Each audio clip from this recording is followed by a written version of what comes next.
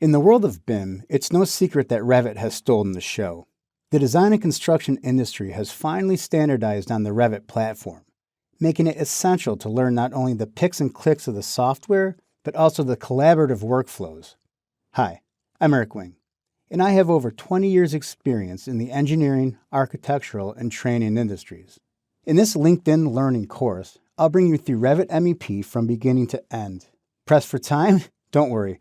Each video is kept to a reasonable length, drills immediately into the specifics, and as precise and succinct as possible. We'll explore how to start a project for each MEP trade using the architectural and structural models as a guide. Then we will thoroughly go through mechanical, electrical, and plumbing.